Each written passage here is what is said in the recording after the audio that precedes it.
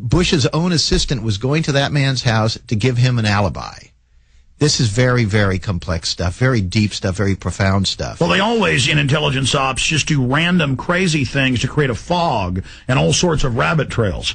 I mean, that's how they do the most slick operations. Well, I encourage people to read that chapter very carefully and try to figure out what they think is going on. I try not to be bombastic. I try not to force people to conclusions. I just lay out facts. There are more than 1,000 footnotes in this book. What do you think about the guy that wrote Fortunate Son ending up dead in a hotel bathtub? I mean, you kind of worried about being, because they kill people. You know, all I can tell you is I'm healthy, I'm happy, and plus that was during the campaign. They were really worried about it at that time. Yeah. So I mean, I'm certainly not accident. But I told the DC madam that. I said they're probably going to try to kill you, and then privately she told me, yeah, I'm getting followed and harassed. But she's on air. She said, oh, I'm fine, I'm not worried. And they killed her. I mean, they really do kill people, and they're not very nice folks. But you got a lot of courage writing this book, all this original research. And it's being so well documented. Let's go back to the beginning, though. That's really intriguing. Where does the Bush power come from? I mean, obviously, Skull and Bones is the opium dealing cartel. They then make opium illegal so they can jack up prices. I mean, that's a separate issue. That's on the record. But going back to Nixon and that whole story. Sure. One of the things that intrigued me was basically George W. Bush. W. would never have been president of the United States if his father had not been president. There's no question on his own he would not have made it to the top. So what I wanted to know was how had his father made it to the top? And the answer was Richard Nixon gave him all of these opportunities. He was only a freshman congressman when he got on the short list to be considered for vice president with Richard Nixon in 1968. 1970, he ran for U.S. Senate. He lost. And he was immediately appointed the ambassador to the United Nations at a very, very delicate moment in American relations with China and so forth. After that, he's made the chairman of the Republican Party at the height of Watergate, and then he's sent off as envoy to China when things get too hot on Watergate. None of these things he was qualified for. He used to make jokes to friends about it. They said, what do you know about foreign relations to be at the UN? He said, ask me in 2 weeks. You know, he was going to bone up or something. Anyway, my question was, why did Richard Nixon favor Poppy Bush? And the answer, I had to dig all the way back. And Alex, what I discovered was that in the 1940s, when Richard Nixon first became a candidate for Congress from Whittier, California, that Prescott Bush, the grandfather, was actually in Whittier buying a defense contractor company. I do not believe this has ever been reported before. And they needed their representative, their man. Well, they needed their man, but there was something else going on. There was a congressman, a Democrat named Jerry Voorhees. And Jerry Voorhees is the guy that Nixon beat. Now, they say that they ran Nixon against him because Jerry Voorhees was too liberal on a bunch of issues, including labor unions and so on. But the reality is that wasn't what it was. Jerry Voorhees was the #1 guy in the House of Representatives who was worried about Wall Street.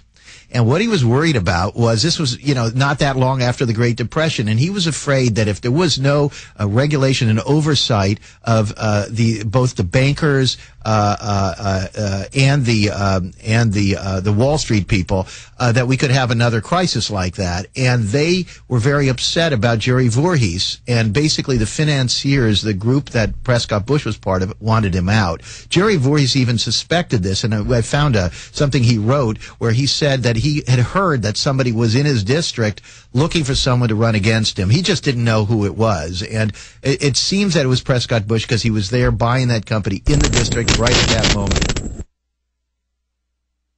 Happens every once in a while. Our connection to the network just broke, but we're back up on the backup. Okay, good. Please repeat what you just said. Sure. So Nixon, basically they wanted him in there in order to beat Jerry Voorhees. Prescott Bush and his buddies were concerned about Jerry Voorhees' activities trying to regulate these powerful financial interests. Anyway, I think what happened was Richard Nixon was basically essentially sort of working for these interests throughout his career. They pushed Eisenhower to run for president. They pushed Eisenhower to put Nixon on the ticket. That's how he became vice president. Nixon then had the portfolio for covert operations, so he was deeply involved in all this stuff against Castro, leading up to the Bay of Pigs. Then when Kennedy ran, Of course, Nixon was out. They then stayed involved with him. And then when Nixon ran in 1968, they said, put Poppy Bush on the ticket with you. And Nixon didn't do it. And he angered Prescott Bush. I've got a letter in Family of Secrets where Prescott Bush says he made a mistake not putting my son on there. And what you see right from the beginning of the Nixon administration is efforts, and I document this in 3 chapters, all new information, efforts to remove Richard Nixon from office by these financial interests, oil interests, by these people in the intelligence community and in the military. Stay there. The book is Family of Secrets. The author is Russ Baker. Going to have him on the phone in the next few weeks for more than an hour. A little bit of time we have today, 40 minutes. He said he's going to do it. Race through it, because, again, I've done so much research. You've done even more. And to be reading through the book while we're on break, I just see so many amazing things, like the Bottlers Convention with Nixon in Dallas when Kennedy's killed. Just all the amazing photos and documents and letters that you've got in this book. Please continue with your discovery that they were setting up Nixon all along.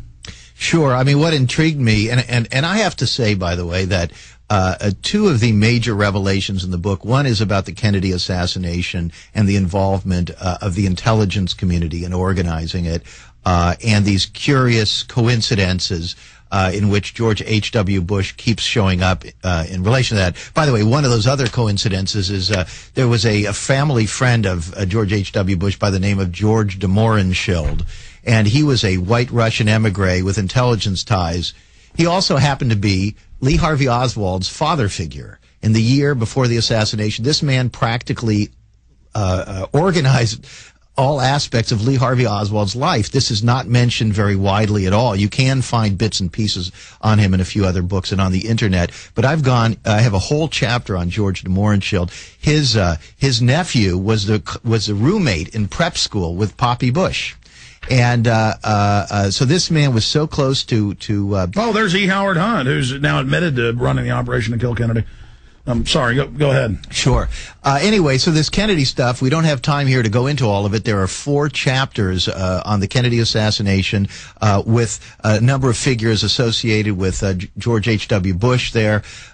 People who were in the lead car of the motorcade, involved with a very secret military intelligence unit in Dallas, headed by a man who was essentially Poppy Bush's running mate in 1963. And the man who got them to run for office that year, whose family was revealed to be a CIA-funded foundation. Anyway, it's very, very deep stuff. It goes on and on and on.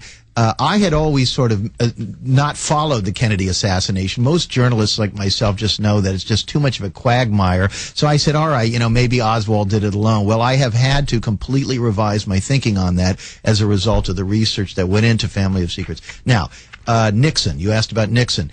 It's the same thing. I had always assumed that Nixon was just this sort of out-of-control president, the conventional story, that he was behind all of these things, including the Watergate burglary and certainly the cover-up. What I discovered in my research, and again, were the fingerprints of Poppy Bush, who was the Republican chairman at the time at the height of the Watergate scandal, and yet he's not mentioned. You read those books on Watergate, Poppy Bush is never mentioned. He's not mentioned in books about him and books about Nixon. He's like the anti-Zelig. He just doesn't exist. How did you get Bloomsbury Press? I mean, I know you're an award-winning journalist, but how did you get them to? This is an incendiary book, and that's a pretty good publisher. It is a good publisher, and I admire them greatly for being willing to show some courage and put out a book like this. A lot of my friends in the mainstream media, they said, you will never get this published, you'll never get it out. What our challenge is right now, Alex, is that there's a bit of a wall of silence out there. The New York Times has not reviewed the book, even though I have a lot of friends there and I've written for that paper. There was an attack on it by somebody in the LA Times, but generally silence. We have not been able to get onto most of the national attacks shows. Are better than silence. Yeah, oh, absolutely. But generally a silence, and there's no justification for it. This book has, as many of the reviewers, people like Roger Morris, who's been on the National Security Council, Gore Vidal, they have all praised the book. They all say, it's a revelation per page. page, stuff that even people like Roger Morris, who wrote an acclaimed book on Nixon and an acclaimed book on the Clintons, he didn't know any of this stuff, and with all that, really we should be out there with a major explosive bestseller, but we cannot get the traction. So what we're doing is we are going out over the airwaves with people like you who have the guts to get the story out through the internet, through YouTube, whatever we can do. And we're really trying to have a kind of a guerrilla movement to get word out, because 99.9% of people don't even know. I've read the reviews of the book. I was intending to get it and read it. And I'd actually, a few weeks ago, given something to my producer, a sheet on it saying, let's get this, but we forget things. And just scanning through it, it's just an amazing book. And we've only got one more segment left coming up. But start getting into how they destroyed Nixon, because sure. Well, basically, what they did was in the book. I reveal a series. In the book, I reveal a series of different operations that were precursors to the Watergate break-in. And the break-in, by the way, was deliberately so ham-handed. In other words, they were doing everything they could to get caught. And that's why they had these checks and everything that were traceable back to the Republican Party and to the White House. They were trying to set up Richard Nixon, but they were doing things before the Watergate break-in. And in Family of Secrets, I document those earlier unsuccessful operations to smear Nixon.